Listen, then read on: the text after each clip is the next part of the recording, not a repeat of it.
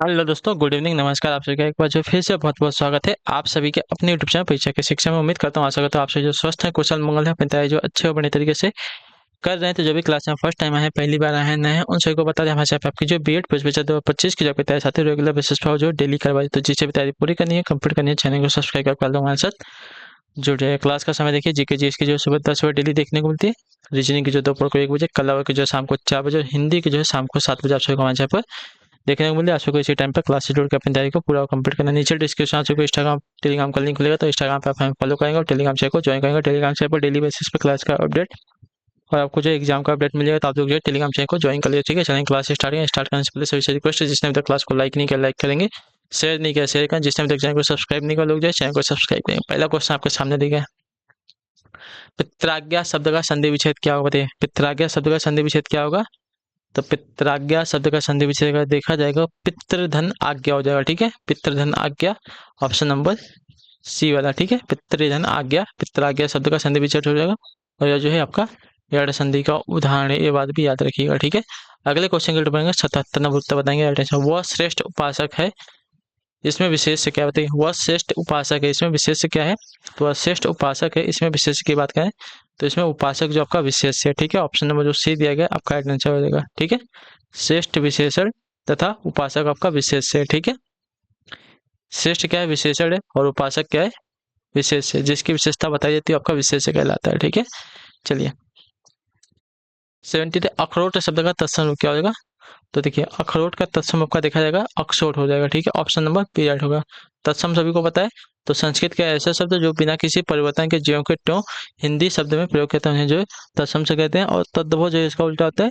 तो संस्कृत के ऐसे शब्द जो परिवर्तन के बाद जो है दूसरी भाषा में प्रयोग किए जाते हैं, उन्हें जो है क्या बोलते हैं? तद्भव कहते हैं। ठीक है, अगला आपका साथियों 71 नंबर है। निम्नलिखित में से कौन सा प्रकंपित वर्ण है? प्रकंपित वर्ण इसमें से कौन सा है, हमें बताइएगा आप लोग। चलिए, प्रकंपित वर्ड कौन सा है? तो प्रकंपित वर्ड यहाँ पे जो है र र आपका जो है प्रकंपित वर्ड है। ठीक है, अगले क्वेश्चन की तरफ बढ़ेंगे। आपका 80 नंबर बताइएगा राइट आंसर। प्रति उत्पन्नमति में उपसर्ग कौन है? प्रति उत्पन्नमति में, तो प्रति उत्पन्नमति में आपका उपसर्ग जो है प्रति उपसर्ग है। ठीक है, क्लियर सबको? क्लियर? प्रति उत्पन्नमति में प्रति उपसर्ग है जो उत्पन्नमति शब्द में जुड़ा हुआ है। ठीक है, अगला आपका निर्देश दिया गया 81 से 82 के लिए सही विलोम शब्द का चयन कीजिए। ठीक है, अनादर, अनादर का विलोम क्या हो जाएगा? तो अनादर का विलोम अगर देखा जाएगा साथियों, तो अनादर का विलोम आपका आदर्श हो जाएगा। ठीक है, ऑप्शन नंबर सी वाला आपका राइट आंसर होगा। ठीक, क्लियर है? चलिए, अगला आपका अभिज्ञ का विलोम क्या हो जाएगा? तो अभिज्ञ का विलोम आपका अनभिज्ञ हो जाएगा। ठीक है, ऑप्शन नंबर बी आपका राइट आंसर होगा। ठीक है, अगला आपका साथियों है प्रश्न संख्या 83 से 84। सही वर्तनी का चयन कीजिए। ठीक है, आशीर्वाद की वर्तनी कौन सी शुद्ध है? तो आशीर्वाद की वर्तनी आपकी जो शुद्ध वाली है डी वाली। ठीक है, आशीर्वाद। ठीक, क्लियर है? चलिए, अगले क्वेश्चन की तरफ बढ़ेंगे। आपका है 84 नंबर। संस्कृत की वर्तनी कौन सी शुद्ध है ना? संस्कृत की वर्तनी ऑप्शन नंबर बी वाली साथी जो दी गई है आपकी शुद्ध है। ठीक है, क्लियर है? देख लीजिए, याद करते हुए चलिए कौन सी वर्तनी कैसी शुद्ध है। ठीक है, चाहिए तो आप लोग नोट भी करते हुए चलिए, आपके लिए काम की चीज है। ठीक है, जब दो शब्द समास बनकर किसी जब दो शब्द समास बनकर तीसरे शब्द का विशेषण बन जाए तो उसे क्या कहते हैं? तो उसे कहा जाता है साथियों आपका बहुब्रीहि समास। ठीक है, तो ऑप्शन नंबर सी आपका राइट हो जाएगा। क्लियर है को? जब दो शब्द समास बनकर तीसरे शब्द का विशेषण बन जाए तो उसे आपका बहुब्रीहि कहते हैं। निर्देश दिए गए प्रश्न संख्या 86 से 87। प्रत्येक प्रश्न में एक मुहावरा या लोकोक्ति दी गई है, विकल्पों में से सही अर्थ का चयन कीजिए। ठीक है, उल्टी गंगा बहाना, उल्टी गंगा बहाना मुहावरे का अर्थ क्या है? तो उल्टी गंगा बहाना मुहावरे का अर्थ है प्रतिकूल कार्य करना। ठीक है, ऑप्शन नंबर सी जो दिया गया आपका राइट आंसर। उल्टी गंगा बहाना, उल्टी गंगा बहाना इस मुहावरे या लोकोक्ति का अर्थ हो जाएगा साथियों प्रतिकूल कार्य करना। ठीक है, तो ऑप्शन नंबर आपका सी आपका जो दिया गया आपका राइट आंसर। अगले क्वेश्चन की तरफ बढ़ेंगे। 87 नंबर उत्तर दीजिएगा। अपनी अपनी खिचड़ी अलग पकाना, तो अपनी खिचड़ी अलग पकाना यानी कि सबसे अलग रहना हो जाएगा। ठीक है, ऑप्शन नंबर ये जो दिया गया है आपका सही उत्तर होगा साथियों। ठीक है, क्लियर है? चलिए, अगले क्वेश्चन की तरफ बढ़ेंगे। आपका है 88 88 में।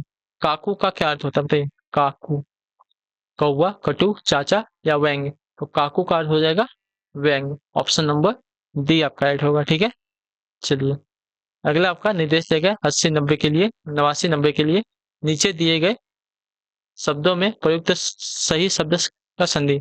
उज्ज्वल। उज्ज्वल का सही संधि विच्छेद क्या हो जाएगा?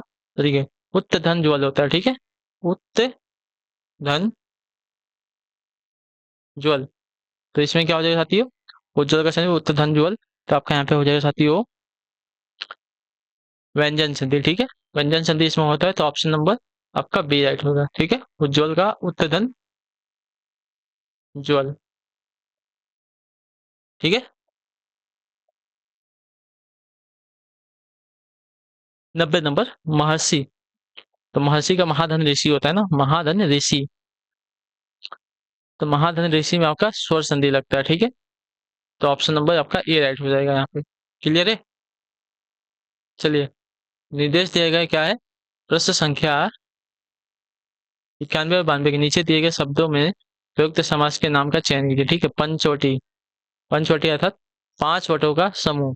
ठीक है, तो 5 वटों का समूह यानी कि द्वंद्व समास, सॉरी द्विगु समास हो जाएगा, द्वंद्व समास नहीं द्विगु समास होगा। ठीक है, जिस समास में पहला पद आपका संख्यावाचक और बाकी जो है जो शब्द है आपके समूह या किसी संज्ञा का बोध कराते हैं, उन्हें आपका द्विगु समास कहते हैं। ठीक है, तो पंचवट यानी कि 5 वटों का समाहार या समूह, तो उसको कहा जाएगा द्विगु समास। अगला आपका है घनश्याम। तो घनश्याम में आपका हो जाएगा साथियों कर्मधारय समास। ठीक है, ऑप्शन नंबर बी आपका राइट होगा, कर्मधारय समास। इसमें उपमान और उपमेय का जो है लोग होता है। ठीक, और विशेषण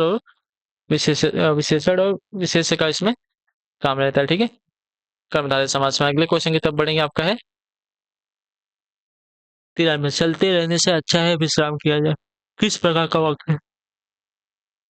बताइए।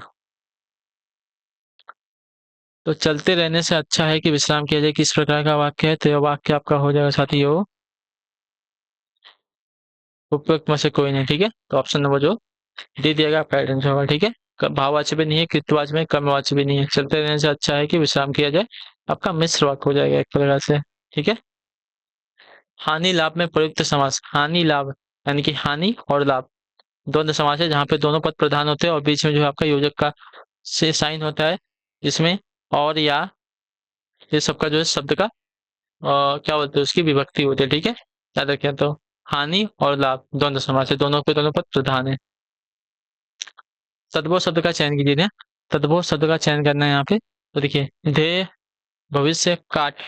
तो काट हमारा जो यहाँ पे तद्भव शब्द है, ऑप्शन नंबर सी आपका ऐड हो जाएगा। ठीक है, तद्भव शब्द का चयन करें, काट हमारा एक तद्भव शब्द है। अगले क्वेश्चन की तरफ में 96 नंबर। क्रिया का मूल क्या है? बताइए, क्रिया का मूल क्या है?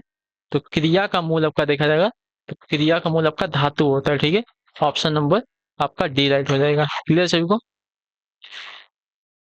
चलिए तालब्य व्यंजन कौन से है? तालब्य, तो देखिए ट, ठ, ड, ढ आपके मूर्धन्य होते हैं, इतना याद रखिएगा। च, छ, ज, झ ये आपके तालब्य होते हैं। ठीक है, ये तालब्य होते हैं। त, थ, द, ध ये आपके दंत होते हैं।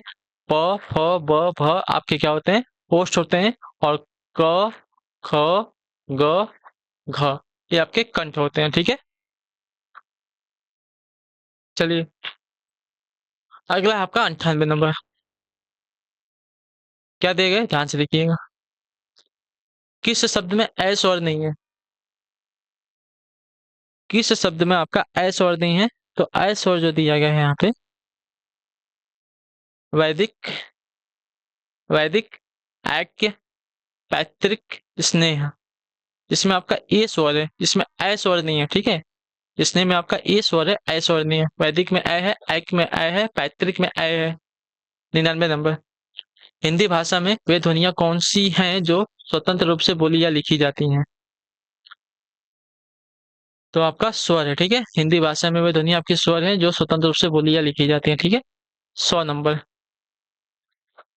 बलाघात किसे कहते हैं? बताइए, बलाघात किसे कहते हैं? तो बलाघात आपका किसी अक्षर पर बल देकर पढ़ना, उसको बलाघात कहते हैं। ठीक है, किसी अक्षर पर बल देकर पढ़ना उसको कहा जाता है बलाघाट। ठीक है, तो ऑप्शन नंबर का सी राइट होगा। ठीक है, चलिए तो इसी के साथ जो आपकी क्लास है आज की यहीं पे कंप्लीट होती है। आई होप कि आपको क्लास जो साथी अच्छी लगी, पसंद है तो क्लास को लाइक कर दिए, चैनल पहले चैनल को सब्सक्राइब कर लिया और हमें जो है अपना फीडबैक क्लास के बाद में देके जाओगे, क्लास कैसी लगी। हम आपसे मिलेंगे आपकी अगली क्लास में, तब तक के लिए टाटा बाय बाय, जय हिंद। ये बात आपसे क्लास से जुड़ने के लिए बहुत बहुत ही धन्यवाद साथी।